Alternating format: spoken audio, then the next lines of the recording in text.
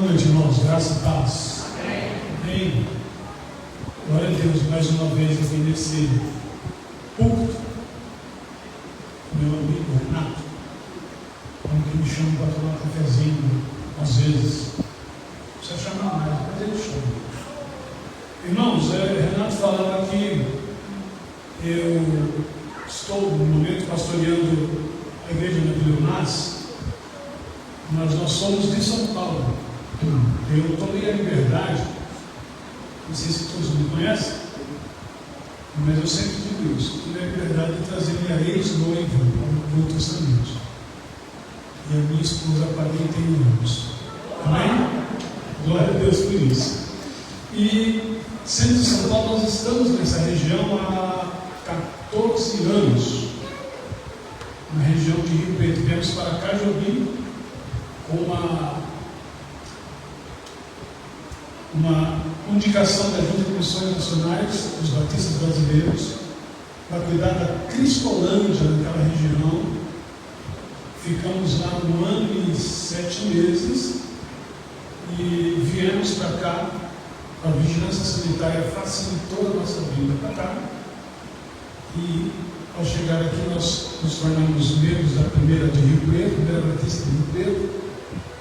Montamos então esse projeto chamado Cristolândia, que é uma comunidade terapêutica que tira homens e mulheres das Cracolândias do estado de São Paulo, agora já Brasil. Já são 37 Cristolândias, então está esparramado em todo o nosso país. E ficamos mais 3 anos de Cristolândia, somamos 5 anos de Junta de Missões Nacionais. Até sermos convidados a nos tornarmos pastores auxiliares ali na primeira de Rio Preto.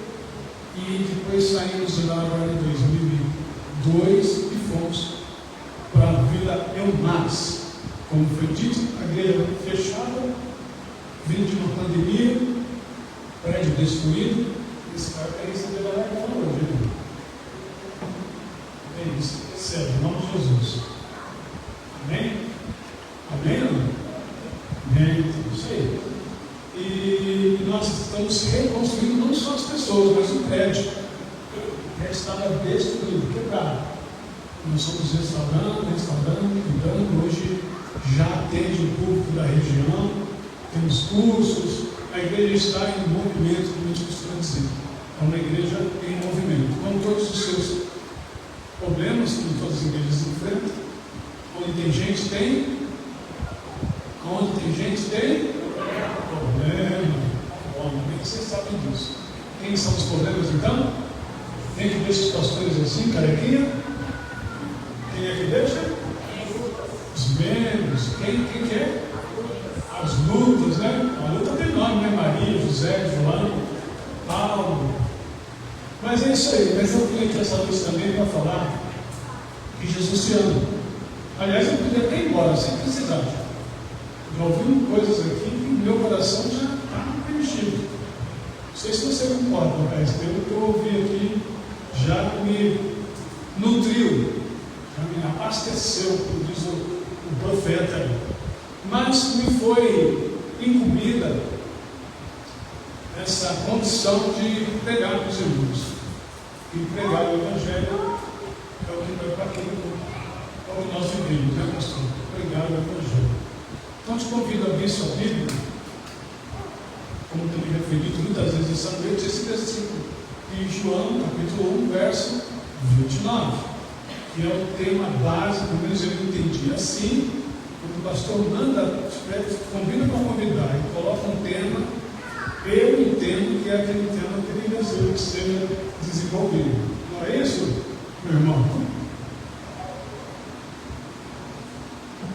Então, diz lá, João, 1 de João, capítulo 1, verso 29, o seguinte: no dia seguinte, João viu a Jesus que vinha caminhando em sua direção e disse: eis o Cordeiro de Deus que tira o pecado do mundo.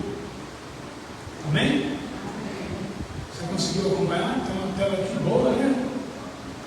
lá na minha igreja, começaram a fazer isso assim, sabe? Aí sabe o que eu percebi?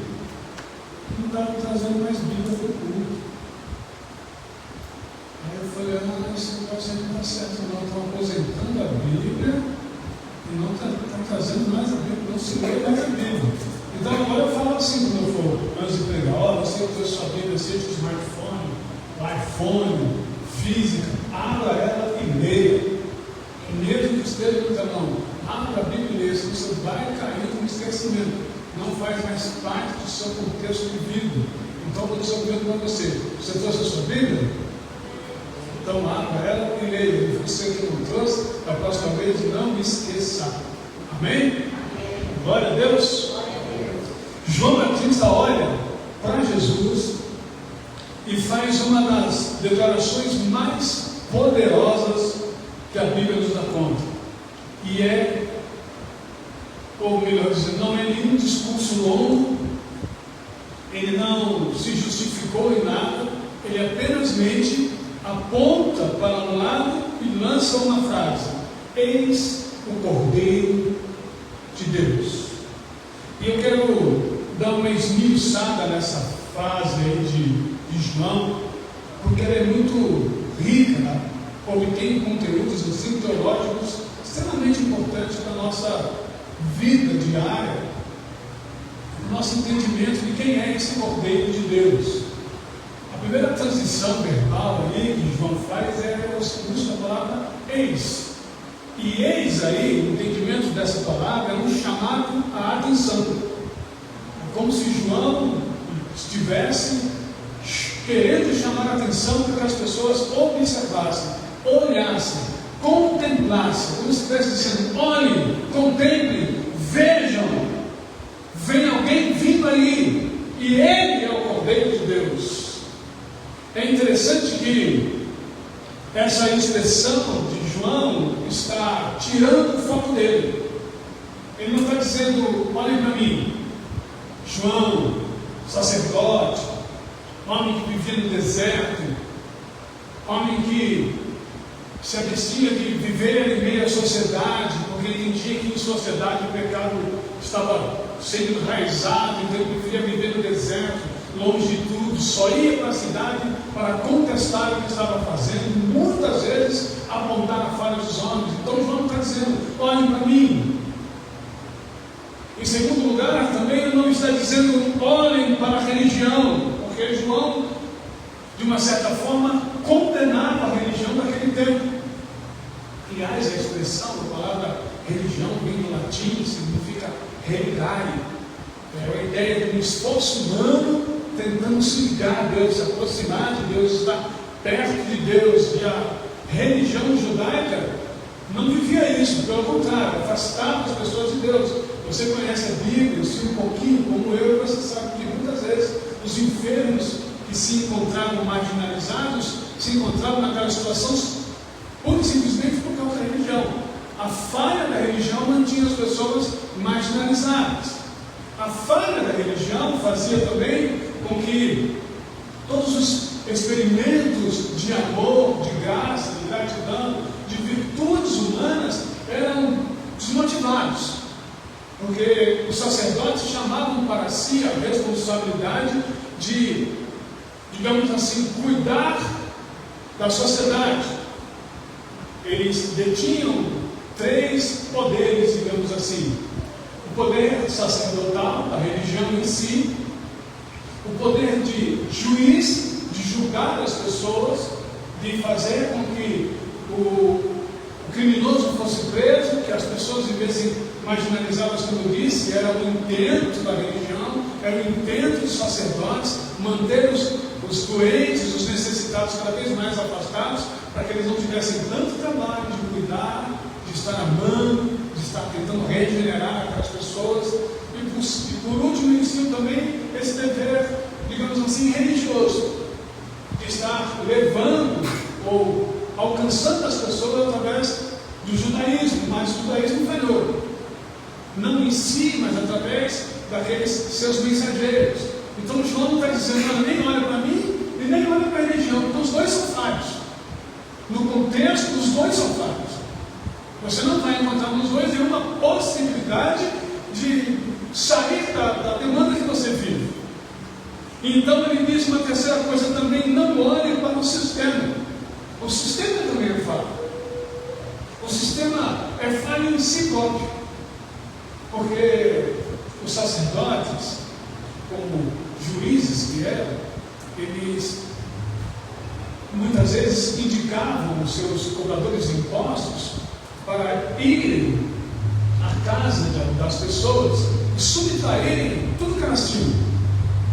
Porque havia uma falha cultural nas pessoas que não conseguiam honrar os seus compromissos financeiros, porque o império tomava conta de tudo. Então, quando ele diz, olha, não olhe para o sistema, essa é a ideia do texto, ele está dizendo assim, olha, esse sistema é um sistema falido, é um sistema que não cabe em si, não se corrige, não alimenta, não traz diretriz, não aponta para onde ir, é falho.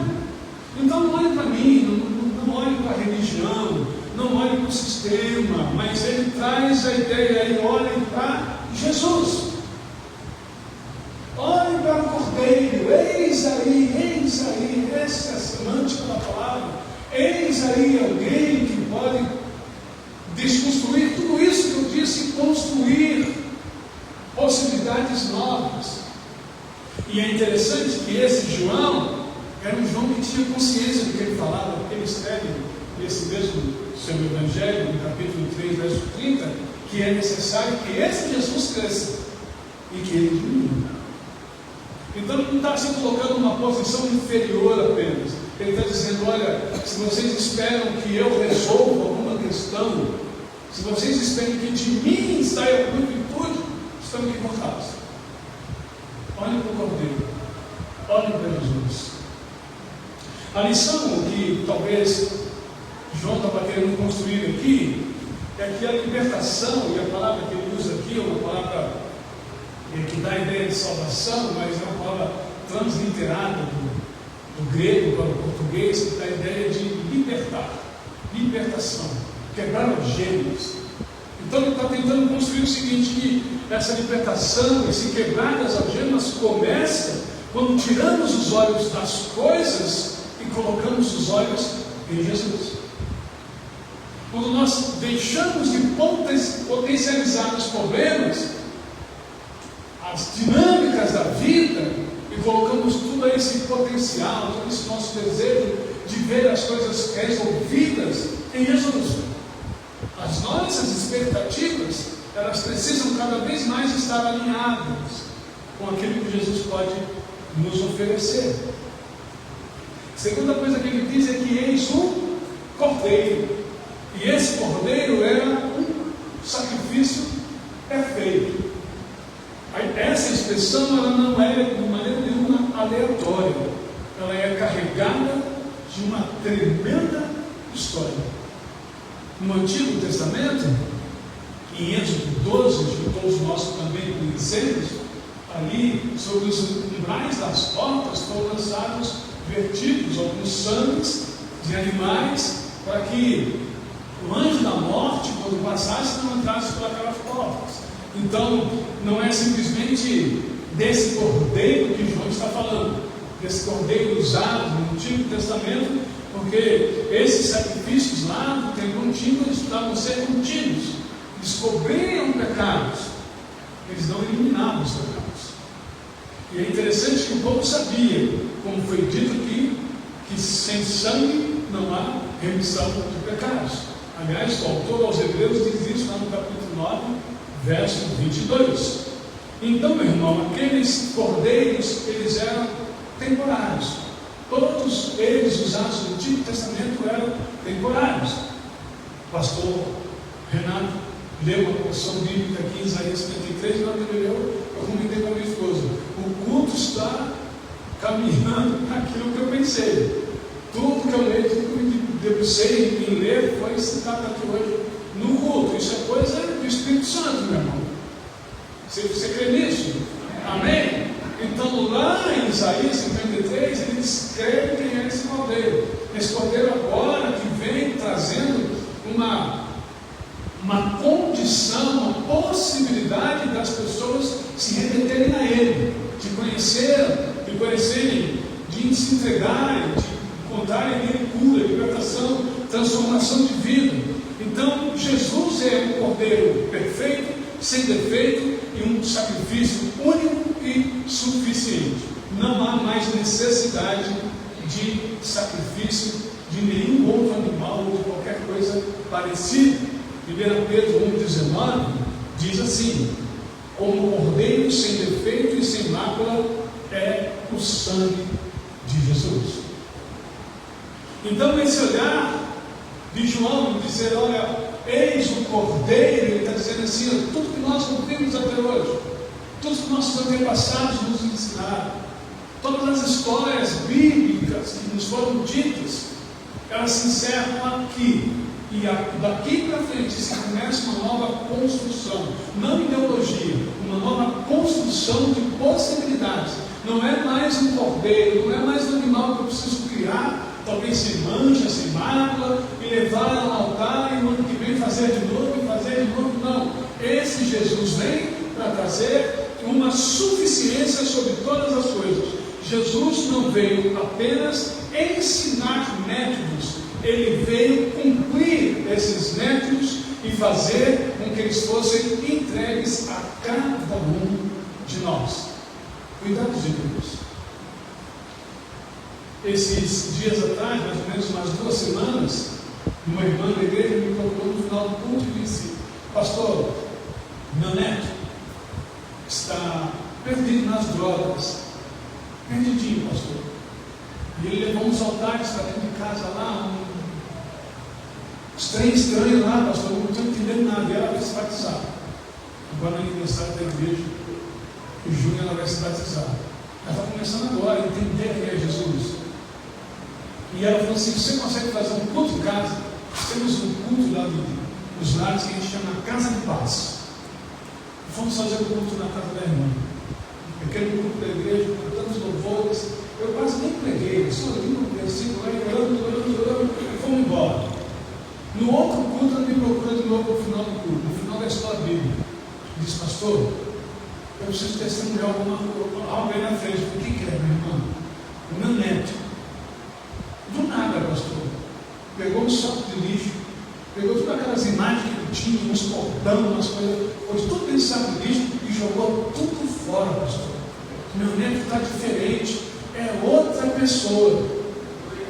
Eu falei assim para ele: é o sangue do Cordeiro que alcançou o coração do teu neto. É um jovem, 19 anos de idade, mas ouviu o Evangelho, esse Evangelho que salva, que cura e que liberta. Ouviu esse Evangelho e entendeu que não precisa mais buscar em figuras estranhas resultados para as suas mazelas, para as suas inconsequências. Em Cristo ele encontrou toda a suficiência que se fazia necessário. Mas ele diz que eis aí o Cordeiro de Deus. Não é apenas um cordeiro, é um cordeiro divino, de providência divina. Isso significa que jamais, em momento nenhum, partiu de ideia humana Jesus subiu naquela cruz em seu lugar. Foi a ideia de Deus. Aliás, uma vez eu escutei uma dinâmica, eu achei muito bacana, que o pastor dizia assim, que um belo dia estava Deus Pai discussando no céu, numa reunião celestial, e Jesus e o Espírito Santo atentos, ouvindo o Pai passar as ideias. E de repente o Pai, Deus Pai, fala assim para eles: filhos, eu tive uma grande ideia. Nós vamos criar um homem. Como vai ser isso, Pai? Ele vai ser assim, assim, assim. Ele vai ser dentro dos meus olhos. Eu vou morrer de amor por ele. E dele virá a mulher, que será osso do seu osso, ligado a ele. E eles vão construir a humanidade, vão encher o mundo. E Diz que o Espírito Santo falou assim para o pai: que ideia linda, que ideia maravilhosa, pai. Dá para se ver que saiu realmente do seu coração. Ele disse: pois é, mas esse homem vai errar, ele vai falhar. E aí, para que a história não se perca, precisa que alguém vá lá e morra no lugar desse homem. Silêncio no céu. E Deus Pai termina a frase dizendo assim: e eu queria ver se um de vocês dois fosse capaz de resolver essa questão. E o que sentir esse desejo de dar um passo à frente. E aquele pastor usou uma brincadeira que disse que o Espírito Santo deu um passo para trás, e quando o pai abriu os olhos e falou: sabia, Jesus, eu iria contar com você. Ele é suficiente, irmão. Não tem vírgula depois de Cristo. Ele é ponto final. Ele é a essência de Deus. Ele é a revelação do céu. A Bíblia diz que agindo Ele, ninguém pode impedir. A Bíblia diz que esse Jesus, esse Cordeiro de Deus que João declara aqui, ele é suficientemente capaz de fazer muito mais do que nós pedimos ou podemos imaginar. Ele vai além da medicina, além da compreensão humana. Por quê? Porque é o Cordeiro de Deus e é uma espécie divina. Ele é redentor. Ele é o próprio Deus encarnado. Ele é o Emmanuel, Deus conosco. E é interessante que nenhuma religião ou iniciativa humana, como eu disse, era capaz de construir esse relacionamento. A Bíblia diz, lá em Gênesis capítulo 22, verso 8, quando Abraão leva seu filho para um monte para sacrificar o seu filho ali, filho da promessa. A Bíblia diz que o anjo do Senhor, quem conhece um pouco de teologia sabe que quando o Antigo Testamento fala o anjo do Senhor, geralmente está falando de Jesus. A Bíblia diz que o anjo do Senhor apareceu a Abraão e disse: não faças isso, olhe para o lado, eis ali o Cordeiro de Deus. Providência divina é nos momentos mais difíceis, nos momentos em que a gente pensa que não há mais condição de se reverter alguma situação, ficamos desesperançados, desanimados, abatidos. É nessa hora que as experiências com Deus precisam ser mais aguçadas no nosso coração. É nessas horas que precisamos gerar expectativas de que essas experiências com o divino venham nos fortalecer, nos levar ao entendimento que nós somos filhos amados do Senhor. É nessas horas em que parece que tudo se foi, é que Ele se faz presente e tenta nos remeter aos seus braços de amor. Na cruz, Deus cumpriu uma promessa.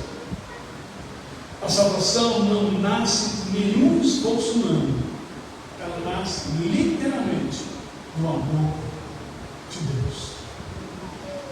Mas ele disse: eis o Cordeiro de Deus que faz alguma coisa, que gera alguma coisa, que constrói alguma coisa. E na ideia aqui era que tira o pecado do mundo. Se remete à ideia de uma obra completa, genuína, legítima. E é interessante que a palavra aqui deve ter soado não muito bem aos ouvidos que ali estavam, porque muitos gentios estavam se aproximando dos discípulos, muitos ansiosos para ouvir as verdades sobre Jesus, muitos estavam se convertendo, abandonando as suas armas, soldados romanos, e voltando a trabalhar dentro do palácio como serviçais, porque esse Jesus que está se aproximando aqui, segundo a expressão de João, já era ouvido, já era assunto naquela cultura e naquela comunidade. E é muito interessante porque talvez, como eu disse, não sou muito bem aos ouvidos os judeus, porque a expectativa deles é que viesse um redentor específico para libertar a nação de Israel. Mas nós vemos lá também em João 3,16, e diz que Deus amou tanto o mundo, que deu seu Filho unigênito, para que todo aquele que nele crê não pereça, mas tenha vida eterna. E João está escrevendo essa história aqui. É aqui que ele começa a escrever essa história que vai ultrapassar fronteiras. E talvez hoje ela pode ultrapassar a fronteira do teu coração e fazer morada aí. Talvez hoje ela pode ser tão específica da tua vida, que você entenda que esse Cordeiro de Deus que tira o pecado do mundo, ele vai se tornar bálsamo para a tua vida. Em nenhuma outra religião, nenhuma outra condição se absorve essa questão de anular pecados, eliminar pecados. Jesus, ele veio tratar definitivamente a natureza pecaminosa. Ele veio reconciliar o homem com Deus. Então, se a religião, a palavra religar, é esse esforço humano em busca de construir um Deus, por isso que existem tantos deuses aí, Jesus veio cumprindo a palavra do céu, cumprindo uma determinação de Deus para reconciliar. Aliás, eu acho lindo em Lucas 19:10, quando ele escreve assim, que o Filho do Homem veio buscar e salvar o que se havia perdido. Isso é poético, meu irmão. É poético. O Filho do Homem veio buscar e salvar o que se havia perdido. E não é apenas uma questão de cobrir os pecados, como eu disse no Antigo Testamento. Ele está removendo esses pecados. O Salmo 103:12 diz que quão longe é o Oriente do Ocidente, é assim, é essa distância que ele torna os nossos pecados de nós. Isaías diz que ele joga os nossos pecados no mais profundo dos oceanos, e dele não se lembra mais. Aí cabe uma perguntinha aqui, que não precisa ser retórica, você não precisa responder não para mim, mas para você mesmo aí. E aí? Você já se libertou psicologicamente dos seus pecados? Ou quando ele bate a porta, aí ele te incomoda ali? Ou quando alguma coisa sai do controle, aí você, como foi dito aqui para a nossa musicista ali, você realmente se reconhece como pecador e isso te esmorece. Porque se nós olharmos para a nossa natureza humana, a Bíblia diz que quando Jesus, em Isaías 53, foi observado pelos homens, a Bíblia fala que não viram nele beleza nenhuma. Não viram em Jesus, talvez em nós também, quando nós estamos em nossos pecados, nossas inconsequências, porque isso não deveria ser normal, mas às vezes até se torna normal na vida de alguns que têm a mente cauterizada e ainda não entenderam a graça redentora de Jesus. Nesses ou sobre esses, nós precisamos dizer que o perdão de Jesus é completo. E nós precisamos lidar conosco. É nós que ficamos enclausurados muitas vezes em nosso sistema emocional, sabe, desconexo. Por isso cada vez mais sobe o número de pessoas depressivas.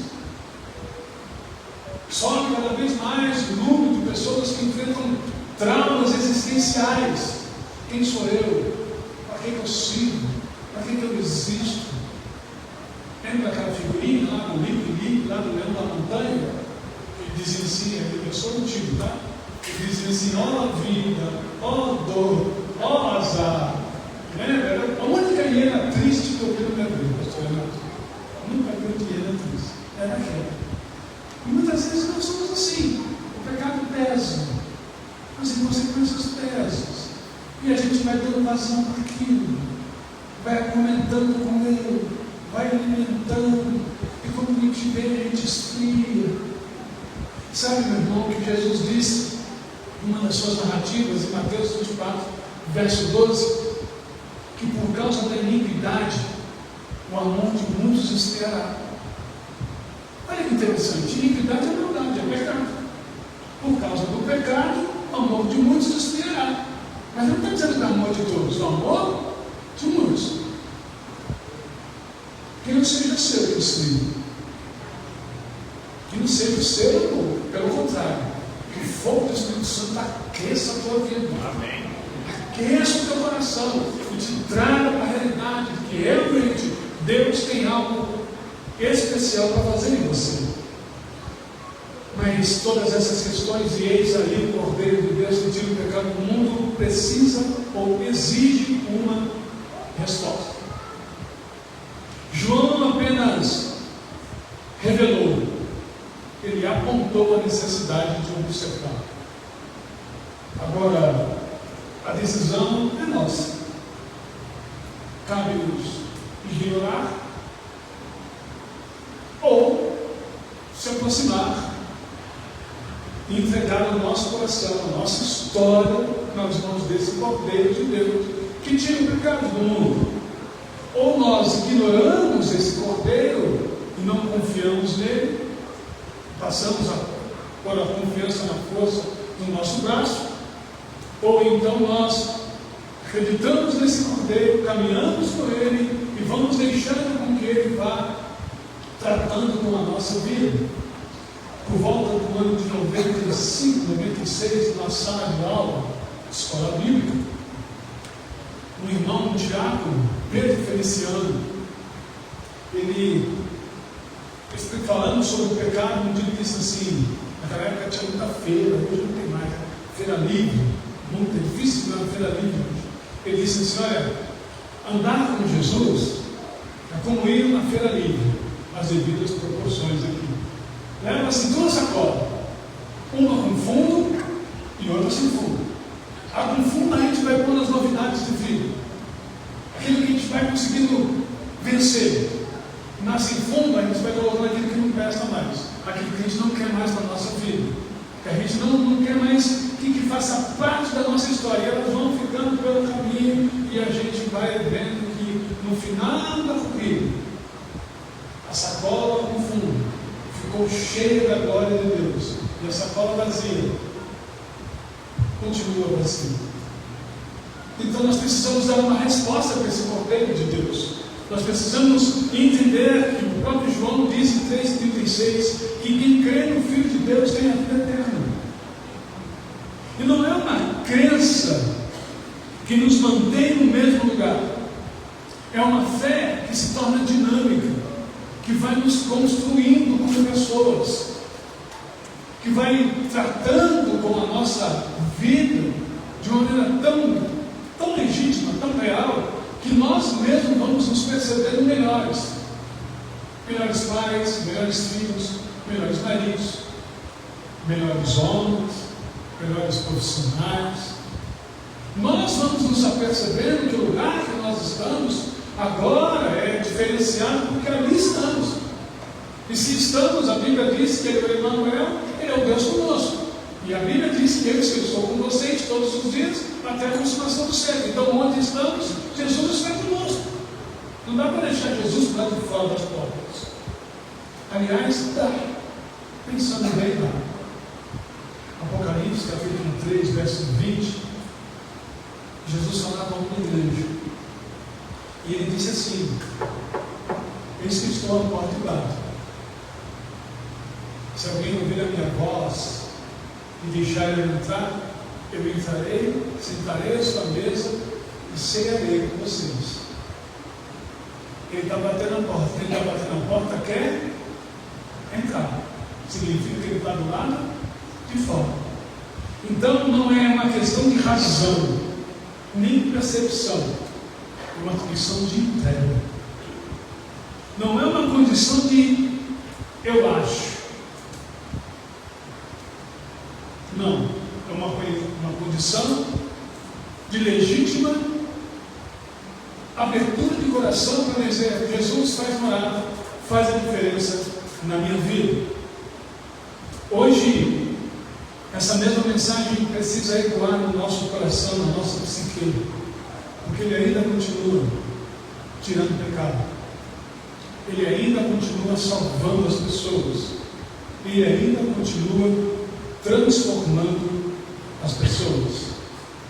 Por isso eu quero, caminhando para o final aqui, te fazer lembrar que você pode ter entrado por essas portas hoje carregando alguma culpa, algum incômodo, alguma fase da sua história, da sua vida, que você não conseguiu deixar lá atrás. Te acompanhe. Está em você, enraizado. E quando você se lembra dessa culpa, desse problema, você volta a viver o passado, viver as consequências daquele tempo. É como se Jesus não fosse suficiente. É como se Ele não fosse suficiente o bastante para te tratar nessa área, para te revelar as suas próprias inconsequências e te libertar delas. Essa noite talvez você tenha vindo para cá e aqui esteja se sentindo distante de Deus, porque, como eu disse, muitas vezes a gente precisa entender essa dinâmica de andar com Jesus. Não é culto, não é estar no culto, não é vir à igreja. É uma questão de ele fazer parte,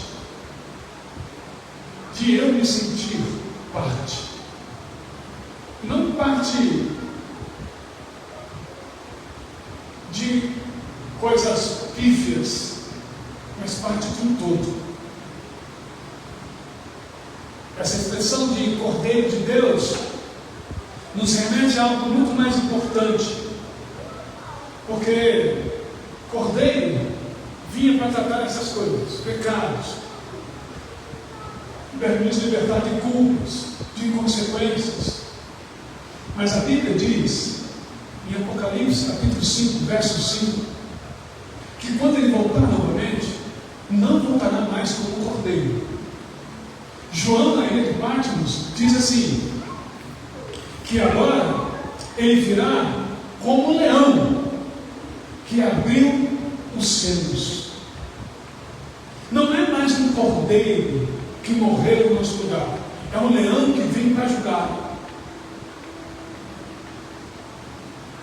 E louvado seja o Senhor Jesus, se você estiver encaixado naquela expressão de Paulo, Romanos 5:1, que nenhuma condenação há mais sobre você ou sobre nós. Eu não posso me dizimar disso. Porque quando olhamos para esse versículo, nenhuma condenação há para os que estão em Cristo Jesus, para aqueles que foram chamados segundo a sua vontade, eu preciso escrever meu nome ali. Eu preciso estar convicto que eu faço parte desse corpo, dessa nova vida em Cristo. Daquela ideia que Paulo também escreveu aos Coríntios, capítulo 5, verso 17, quando ele diz assim, olha, que agora nós somos nova criatura, que as coisas velhas se passaram e tudo se fez novo. A ideia ali no grego, nova criatura, os que estão em Cristo, a palavra em no grego aí significa rev, e rev é uma estrutura linguística que dá a ideia que aqueles que foram lançados para dentro se tornaram um com Cristo. É esses que não vão ficar para contar a história, porque a Bíblia diz que Ele virá nas nuvens e levará a sua igreja. Amém. Louvado seja o Senhor Jesus. Está fraco? Amém hoje, né, pastor? Amém, meu irmão. Você está nessa, meu irmão? Você vai subir também com Jesus? Amém. Tem certeza disso? Glória a Jesus. Então pare e pensa, o Cordeiro é uma oferta de amor. É Jesus cumprindo o desígnio de Deus. Alguém tem que morrer, o Espírito Santo liberando Jesus para dizer, vai lá, morre por aquele povo da segunda igreja batista lá de Mirassol. Em 2026 eles vão entender que é o Cordeiro de Deus, porque um dia não mais mas como leão, ele voltará. Então, meu irmão e minha irmã, quando olhamos para essa questão, nós pensamos em dois aspectos. Um deles, o pecado separa de Deus, mas esse cordeiro nos reconcilia com Ele. Talvez você entrou essa noite aqui, veio para cá, na expectativa de participar de mais um culto na tua vida. E que bom que você veio, que bom que você está aqui. Mas a grande ideia dessa reunião abençoada, que Deus colocou no coração do pastor dessa igreja, é que esse cordeiro que tira o pecado do mundo te alcançasse essa noite. É que esse cordeiro que foi imaculado, que naquela cruz foi colocado, se permitindo enfrentar ali todas as mazelas da humanidade, no momento tal que ele mesmo olha para o Pai e fala: por que me desamparastes? É esse cordeiro de Deus que essa noite precisa, deseja entrar na sua história, na sua vida e mudar o que precisa ser mudado, gerando vida e vida com abundância. Eis o Cordeiro de Deus, meu irmão e minha irmã, que tira o pecado do mundo, e você está nesse mundo, você faz parte dele. Eu gostaria que você abaixasse a sua cabeça nessa hora.